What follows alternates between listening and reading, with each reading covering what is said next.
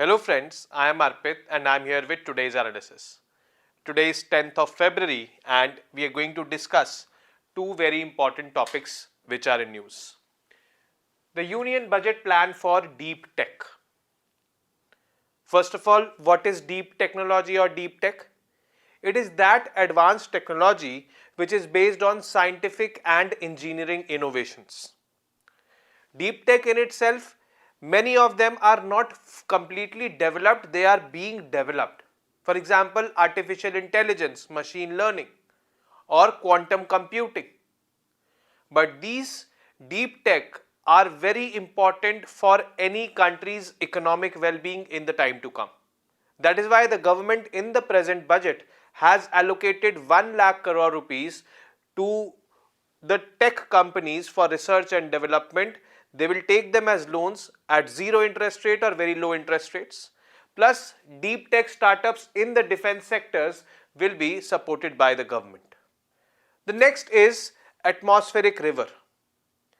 Atmospheric river is a narrow stream of moisture going from the tropics to the higher latitudes and causing rain in the higher latitudes.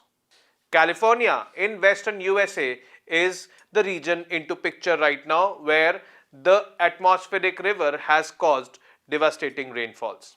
Is it a new phenomenon? No, it is an old phenomenon. Every year 7 to 10 I would say spells of rain in the western coast of USA happens due to atmospheric river. But this being an El Nino year, the rainfall is intense and it is more frequent. It also has some connections with global warming or climate change. So, we will look into these two topics in detail in today's section. Now, first is the Union Budget plan for deep tech. Actually, the Finance Minister has allocated 1 lakh crore rupees fund to provide long-term, low-cost or zero-interest loans for research and development. Research and development for basically tech startups in the tech domain. Research and development is very important for any nation's existence as of now. Actually, it has been very important right from the very past.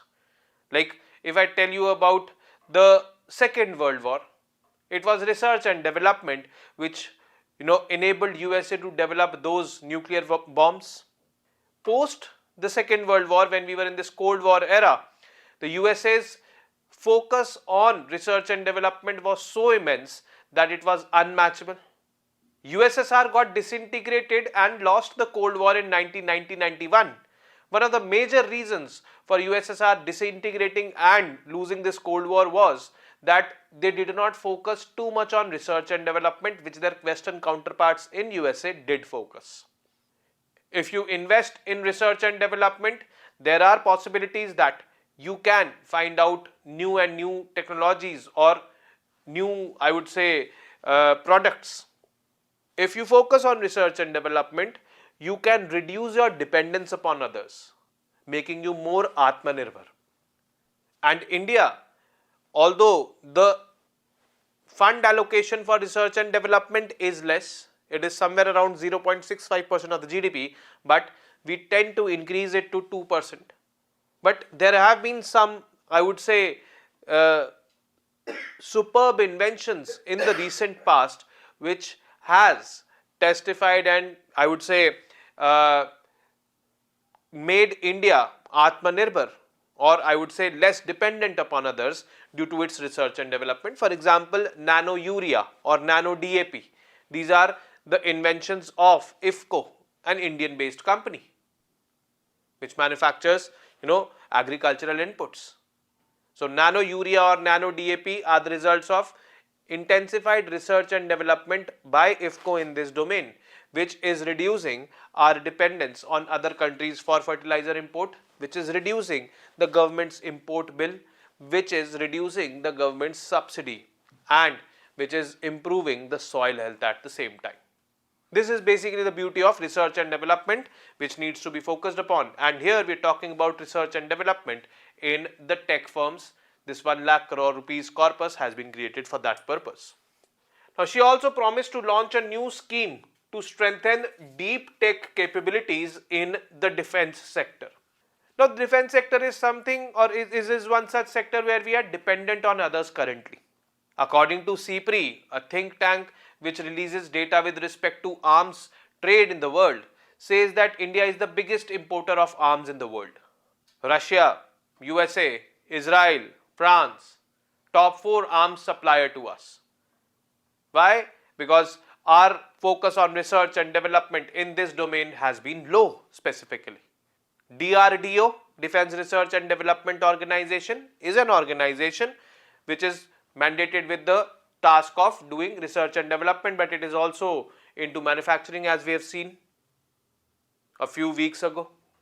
So, this will specifically create this deep tech, I would say, space in the defense sector, and this deep tech capabilities will be developed in other sectors also in the time to come, but we will start it with the defense sector. The announcement in the budget was made for the defense sector.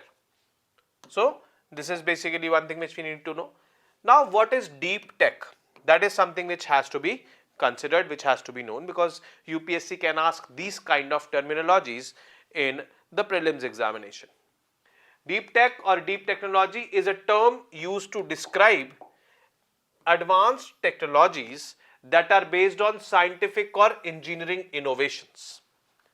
Many of these technologies are not fully developed or advanced also. They are in the process of developing, but still they are very, very important. Deep tech startups are companies that provide technology solutions based on significant scientific or engineering challenges the society is facing right now. For example, cyber security is a big challenge which the society is facing right now. So, yesterday I was watching a video about India's youngest billionaire, and his name is Mr. Pearl Kapoor. He owns a firm named as Zyber, and his firm was established not too long ago, I think somewhere around 2023 or 2022 only, but this firm has been valued by at more than $1 billion. In a very short span of time, he has become a billionaire. What does Zyber do? Zyber provides cyber security solutions to the entities all across the world, and this is something which everyone needs. And is cyber security domain fully developed? No. Cyber attacks, they are changing. I would say every few months or every few days, the nature of attacks are changing. So, this technology is also evolving with time. So, an example of deep tech is cyber security. So, some examples of deep tech we will see: communications and networks including 5G, cyber security and data protection, electronics and photonics, quantum computing, artificial intelligence and machine learning. These are some of the examples, and the list can be long. It is like this. Okay. But we need to understand that these are advanced technologies which are based on scientific or engineering innovations, and these are evolving presently, most of them. We want to use these deep tech technologies in the in the defense sector as of now. Okay. Why deep tech matters? This is something which we should know.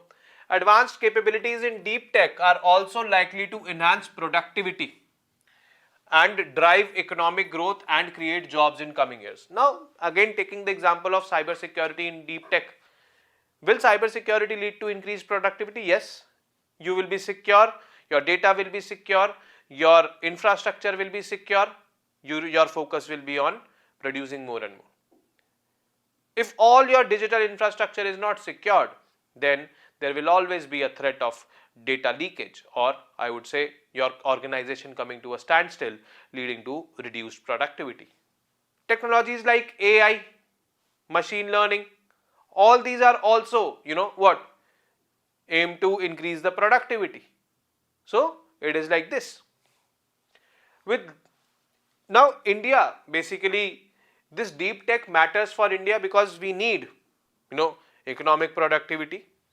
We are currently the 5th largest economy, aspiring to be the 3rd largest economy by 2027-28, and if we want to be there, then this deep tech needs to be in place. We have the manpower, we have the skilled manpower, let me correct myself. Our digital capabilities are well known now. The skill sets are here.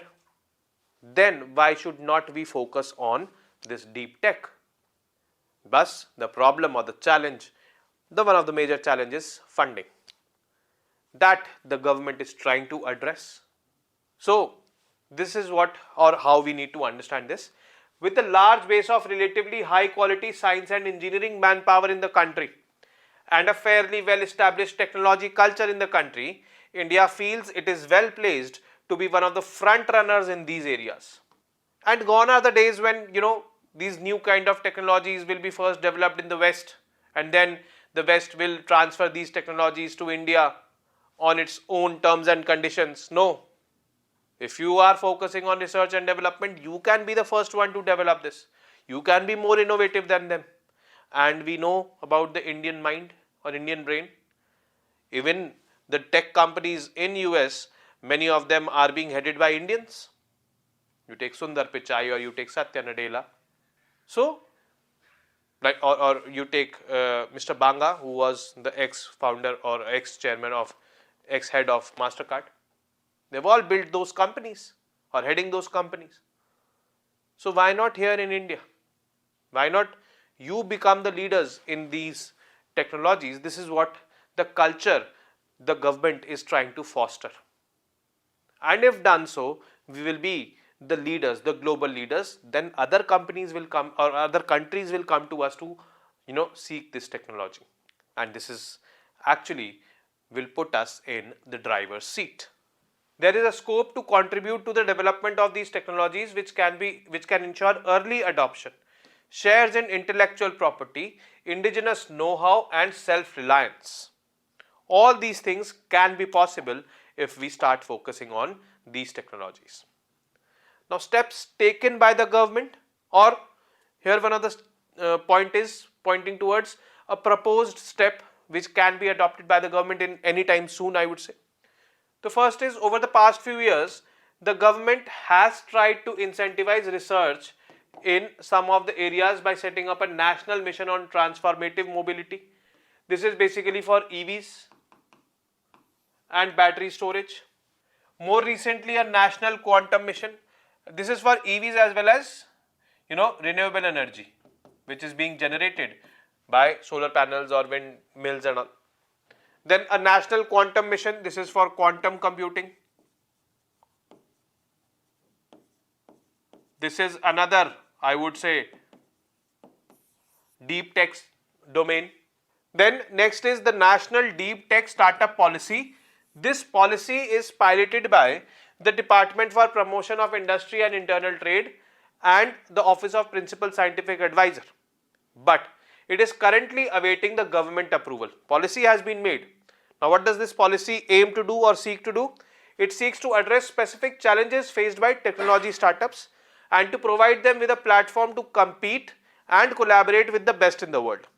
The idea is to create a deep tech startup ecosystem by offering the right incentives to the companies that invest time and money in innovation and research. So basically, it is there to promote research and development in tech space, to incentivize those companies who are indulging in these kind of activities. See, research and development is not a lucrative domain. You don't know when the returns will start coming or whether the returns will start coming or not. And that is why the companies, they refrain from investing in this. And hence, this investing challenge or the money challenge is being met by the government, and that is why that 1 lakh crore rupees corpus has been created. Another step has been taken to address this funding challenge, which is basically the creation of National Research Fund, NRF. Basically, for more than 2 decades now, the Indian government's stated objective has been to allocate at least 2% of GDP for research and development. But, Indian government has only been able to invest around 0.65% of its national GDP on research and development. Now, see, you need to see this figure. You might be disturbed by this, but that so low? If I talk about the country like Israel, Israel spends around 5% of its GDP on research and development, which is the highest in terms of proportion. USA spends around 3%, 2.5 to 3% of its GDP on research and development, which is the highest in terms of its absolute number or absolute spending, because GDP of USA is the highest, $25 trillion. Now here if I talk about it, target is 2%, but we are spending only 0.65%. This target in itself is very less as compared to other countries. In absolute terms, in India, the investment on research and development has been better than before, because see, GDP has increased over the years. So it is 0.65% of the GDP. But the sad part is that it is below the global average of 1.8%. It is definitely below the target which we have set for ourselves, that is 2% of GDP. So we need to increase funding over here. That is what this 1 lakh crore rupees corpus can contribute into. Now apart from that 1 lakh crore corpus, the government has taken another step, as I mentioned earlier, that is NRF, that is National Research Foundation. This bill was passed in the last year's monsoon session. This bill aims to increase the funding in the research and development, particularly by the private sector. This fund has been set up this week, and let's see what are the provisions of this. The National Research Foundation, established by the government, seeks to do this, that is addressing the funding challenge. How much fund is there according to NRF which has to be allocated? 50,000 crore rupees allocation is there, out of which 70% comes from the private sector. So partnering with the private sector can be a major turnaround in this domain, and our funding crisis or the funding crunch can be complemented by the contributions from the private sector. And for that, NRF is established, where 70% of the fund for research and development for the next 5 years, that is 50,000 crore rupees, will be coming from the private sector. Now it is here that rupees 1 lakh crore corpus to finance research and development becomes important, which the government has announced in this year's budget. So this will also be contributing to address the funding challenge of research and development in the country. This has to be addressed. The target of 2% of GDP is allocated for research and development, has to be there if we want to become Atmanirbhar, if we want to become a developed country, and if we want to solve the problems of the Indian society, which are immense. One more thing I'd like to add in the end is that research and development should be in the direction of resolving the societal problems. There is no point of doing research and development in those domains which are less impactful in the society, for the society. Priority should be given to those, I would say, domains or those sectors which have a direct impact on the problems of the society, like healthcare or poverty or hunger, things like these. Okay. So this is all what we need to understand. Deep tech is also one of those areas where no priority should be given, because this deep tech increases productivity. Productivity increases economic activity, will reduce poverty. So this is what needs to be understood.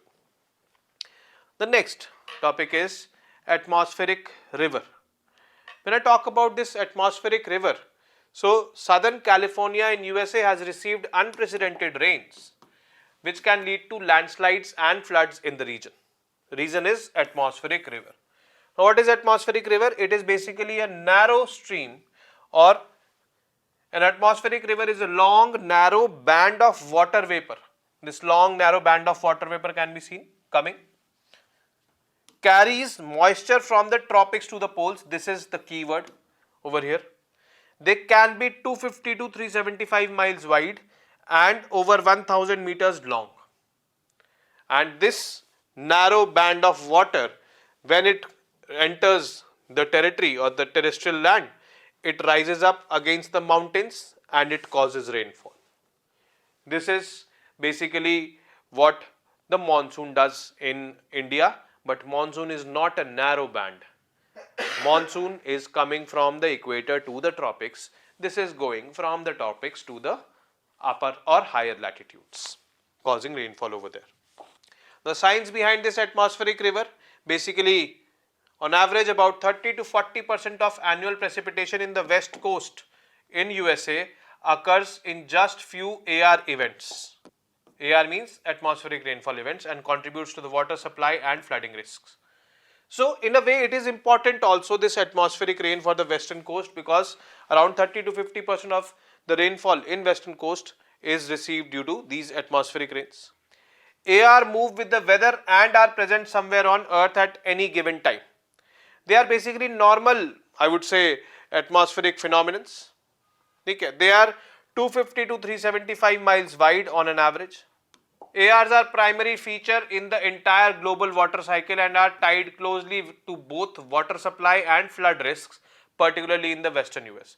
There are flood risks attached, no doubt about this fact, but yes, the water supply and all this western coast of USA, particularly California, is dependent upon this. Now, basically there is improved understanding of this atmospheric river by the scientists over the years, and now they are also trying to link this atmospheric phenomenon with other atmospheric phenomena like the El Nino or climate change, which we have done in this video as well. So let us look at the impact of El Nino on this. So first of all, El Nino is basically what? Warming of the oceanic temperatures in South America, on the western coast of South America. This warm water or warm current creates a low pressure over here. Low pressure attracts the atmospheric winds from this region. These atmospheric winds which bring monsoonal rainfall in Asia, South Asia and all, they will be weakened because they will be attracted towards South America. This is like an El Nino situation. Now, what happens is 7 to 10 atmospheric rivers cause rainfall in California every year. So it is an every year phenomenon. It is not something which is happening this year alone. But in an El Nino year, frequency of atmospheric river increases along with the moisture content. So frequency increases.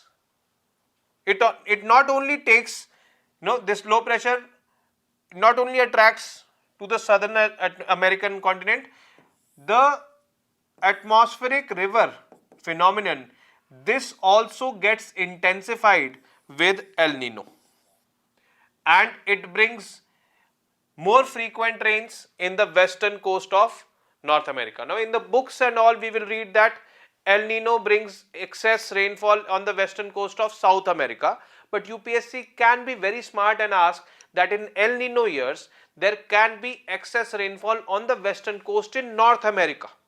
So that rainfall in North America is not because of El Nino, but yes, El Nino pushes this atmospheric river, and that rainfall is because of that atmospheric river. In El Nino years, the rainfall actually intensified and is more frequent in the western coast due to atmospheric rivers.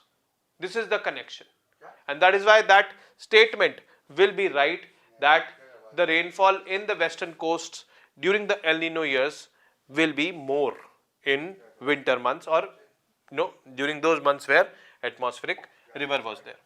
Now next connection of this is with that of climate change. So there can be the following impacts of climate change on this atmospheric river. First is, it can lead to more rains, as growing temperatures will increase the moisture holding capacity of the atmosphere. The moisture holding more atmosphere, more precipitation it can lead to. Since the moisture holding capacity of the atmosphere increases, the more rainfall will be there, but frequency and intensity of rainfall can also increase.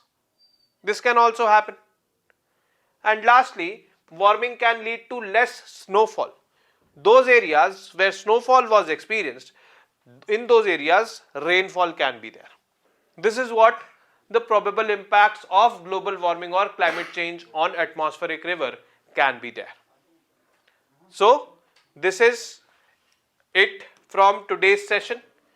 I will be meeting you tomorrow now with more such informative news pieces. Till then, you guys very well know what to do. Keep studying, keep reading, keep writing, and most importantly, keep revising. Namaste. Jai Hind.